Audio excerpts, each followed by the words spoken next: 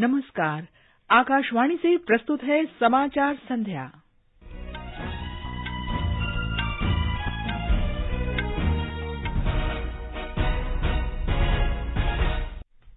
प्रधानमंत्री नरेंद्र मोदी ने कहा, इस वर्ष का बजट वैश्विक हरित ऊर्जा बाजार में देश की प्रमुख भूमिका सुनिश्चित करेगा। विदेश मंत्री डॉ. एस. जयशंकर ने कहा, G20 सम्मेलन डिजिटल दुनिया में डेटा सुरक्षा और डेटा गोपनीयता की चुनौतियों पर विचार करेगा। नागालैंड और मेघालय में विधानसभा चुनाव प्रचार जोरों पर। राष्ट्रपति द्रौपदी मुर्मू ने नई दिल्ली में संगीत नाटक अकादमी फेलोशिप और अकादमी पुरस्कार प्रदान किए। और दक्षिण अफ्रीका के केप टाउन में महिला T20 क्रिकेट विश्व कप के सेमीफाइनल में ऑस्ट्रेलिया ने भारत के सामने जीत के लिए 173 रन का लक्ष्य रखा।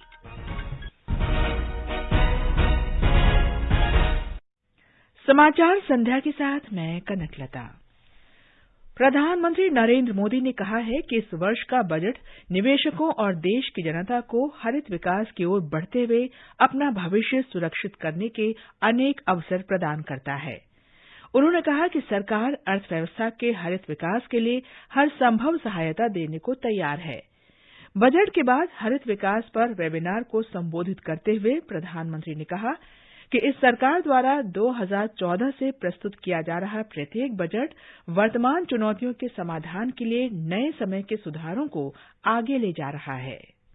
भारत ग्रीन एनर्जी से जुड़ी टेक्नोलॉजी में दुनिया में लीड ले सकता है। ये भारत में ग्रीन जॉब्स को बढ़ाने के साथ ही ग्लोबल गुड में भी बहुत मदद करेगा। ये बजट आपके लिए एक अवसर तो है ही, इसमें आपके भविष्य की सुरक्षा गारंटी भी समाहित है। बजट के हर प्रावधान को अमल में लाने के लिए हमें तेजी से काम करना है, मिलकर के काम करना है। हरित विकास और ऊर्जा परिवर्तन के लिए की गई पहलों का जिक्र करते हुए प्रधानमंत्री ने कहा कि अक्षय ऊर्जा का उत्पादन बढ़ाना, पेट्रोल डीजल जैसे जीवाश्म ईंधन के उपयोग को कम करना और गैस आधारित अर्थव्यवस्था की ओर बढ़ना देश की प्राथमिकताओं के 3 स्तंभ हैं।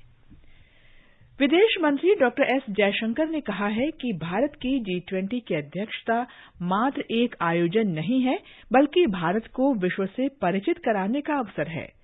वे आज पुणे में सिम्बायोसिस इंटरनेशनल डीम्ड विश्वविद्यालय में G20 festival of thinkers summit को संबोधित कर रहे थे।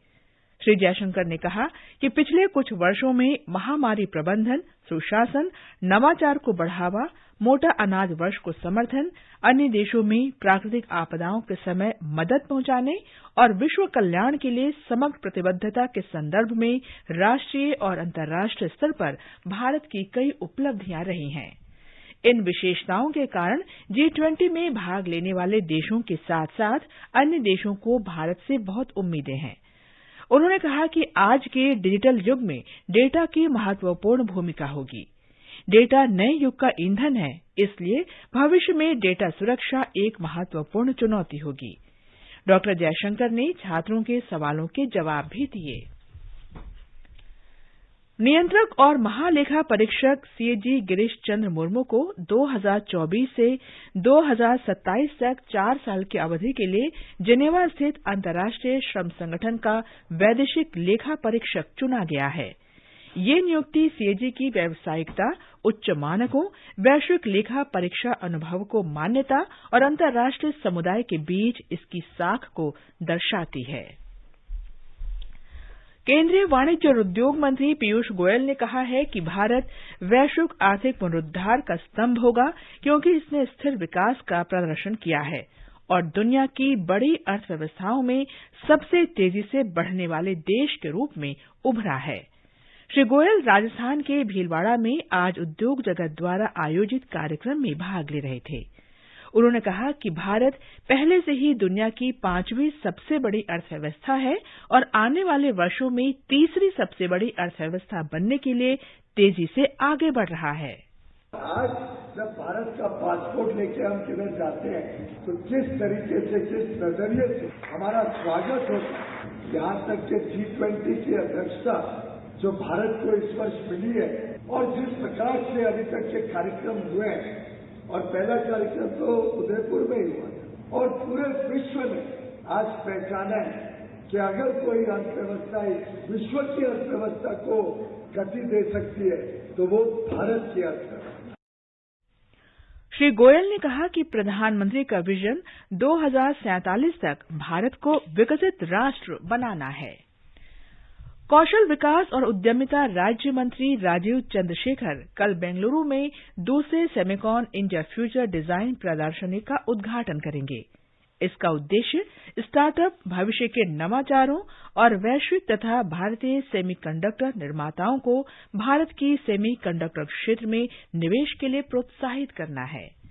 ये समाचार हमारी वेबसाइट newsonair.com/hindi और हमारे mobile app news on AIR पर भी उपलब्ध हैं। दीदी, नौकरी लग गई। अरे वाह, बधाई हो। तो अब तो ढेर सारी शॉपिंग। हाँ दी, नया मोबाइल। अरे रुको शहजादे, सैलरी से पहले खर्चे। इंस्टेंट लोन भी तो मिलता है। पहले बजट बनाना सीखो, फिर खर्च करो। पर दी, देखो, कमाई का एक हिस्सा हमेशा बचाना चाहिए, लेकिन पार्टी देने से नहीं बचोगे तुम। हाँ दी, पार्टी मेरी, बजट तुम्हारा। अच्छा। आरबीआई कहता है, सही वित्तीय बर्ताव करे आपका बचाव। समाचार संध्या में आपका फिर स्वागत है। भारतीय जनता पार्टी के वरिष्ठ नेता और प्रधानमंत्री नरेंद्र मोदी कल नागालैंड में चुमौर केदिमा में एक चुनावी रैली को संबोधित करेंगे। National democratic progressive party NDPP नेता और मुख्यमंत्री नेफ्यू रियो ने आज असम के मुख्यमंत्री हिमंता बिस्वा शर्मा के साथ एनडीपीपी बीजेपी उम्मीदवारों के लिए प्रचार किया। कांग्रेस नेता शशि थरूर ने दीमापुर में संवाददाता सम्मेलन को संबोधित करते हुए कहा कि सत्तारूढ़ पार्टी के कार्यकाल के दौरान राज्य में बुनियादी ढांचे का विकास नहीं हुआ। Naga People's Front, National People's Party, Lok Janshakti party सहित अन्य दलों ने भी चुनावी रैलियां की। इस बीच शनिवार शाम से नागालैंड से लगने वाली असम, मणिपुर और अरुणाचल प्रदेश की सीमाओं को सील कर दिया जाएगा। भारतीय जनता पार्टी के वरिष्ठ नेता प्रधानमंत्री नरेंद्र मोदी कल मेघालय में 2 रैलियां करेंगे। इसके मद्देनजर राज्य में व्यापक इंतजाम किए गए हैं। प्रधानमंत्री कल दोपहर में शिलंग के पुलिस बाजार में और तुरा में रैली को संबोधित करेंगे। इस बीच प्रधानमंत्री के दौरे से पहले तृणमूल कांग्रेस सांसद महुआ मोइत्रा ने आज शिलंग में एक पत्रकार सम्मेलन को संबोधित करते हुए कहा कि अगर चुनाव में केवल 2 राष्ट्रीय दलों पर निर्भर रहना पड़े तो लोकतंत्र की कोई उम्मीद नहीं की जा सकती। नेशनल पीपल्स फ्रंट नेता और मुख्यमंत्री कोनराड के संगमा ने कहा कि पार्टी ने पूरी लगन से लोगों की सेवा की है। उन्होंने पार्टी उम्मीदवारों के समर्थन में विलियम नगर और दांदेग्रे निर्वाचन क्षेत्रों में चुनाव प्रचार किया। राष्ट्रपति द्रौपदी मुर्मू ने कहा है कि तनाव और संघर्ष से भरे वर्तमान समय में भारतीय कला शांति और सद्भाव फैला सकती है।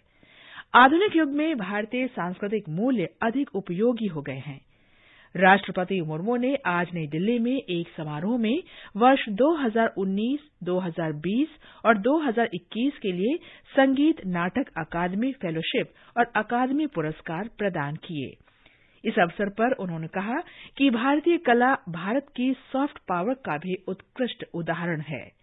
राष्ट्रपति ने कहा कि भारत की अनूठी प्रदर्शन कलाओं ने सदियों से देश की असाधारण संस्कृति को जीवित रखा है।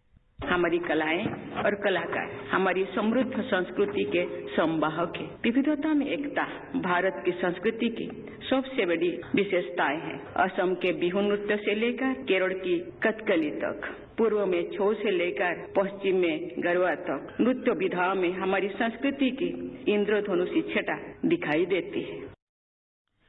समारोह में कला के क्षेत्र में 8 प्रतिष्ठित हस्तियों को संगीत नाटक अकादमी फेलोशिप प्रदान की गई। संगीत, नृत्य, रंगमंच, पारंपरिक लोक कला और कठपुतली के क्षेत्र में कुल 128 कलाकारों को संगीत नाटक अकादमी पुरस्कारों से सम्मानित किया गया। लोकसभा अध्यक्ष ओम बिरला ने आज सिक्किम में गंगटोक में राष्ट्रमंडल संसदीय संघ भारत क्षेत्र के 19वें वार्षिक सम्मेलन का उद्घाटन किया। इस अवसर पर श्री बिरला ने कहा कि लोगों की समस्याओं के समाधान के लिए एक मंच के रूप में विधायिका को निर्बाध बहस का केंद्र होना चाहिए। इससे लोकतांत्रिक संस्थाओं में लोगों का विश्वास बढ़ेगा और लोकतंत्र मजबूत होगा। उन्होंने चर्चा और संवाद को लोकतंत्र की सबसे बड़ी ताकत बताया। आकाशवाणी का समाचार सेवा प्रभाग आज केंद्रीय बजट 2023-24 पर पूर्व मुख्य आर्थिक सलाहकार डॉक्टर अशोक लाहिड़ी का एक विशेष साक्षात्कार प्रस्तुत करेगा। ये साक्षात्कार आकाशवाणी के एफएम गोल्ड चैनल पर रात 9:15 बजे स्पॉटलाइट कार्यक्रम में प्रसारित किया जाएगा। ये कार्यक्रम हमारी वेबसाइट newsonair.gov.in और हमारे YouTube channel news on AIR official पर भी उपलब्ध रहेगा। आयुष्मान भारत डिजिटल मिशन के अंतर्गत स्कैन और शेयर सेवा का इस्तेमाल कर ओपीडी में 5 लाख से अधिक रोगियों ने पंजीकरण कराया है। स्वास्थ्य मंत्री मनसुख मांडविया ने एक ट्वीट में इसकी प्रशंसा की है। इस व्यवस्था से ओपीडी में पंजीकरण के लिए अब कतार में लगने की जरूरत नहीं है। उन्होंने कहा कि इसके शुरू होने के 5 महीने के भीतर देश के 365 अस्पतालों ने यह व्यवस्था लागू कर दी है। ये समाचार आकाशवाणी से प्रसारित किए जा रहे हैं। ताजा समाचार जानने के लिए आप हमारे Twitter handle @AIR News Hindi को फॉलो कर सकते हैं। ये आकाशवाणी है।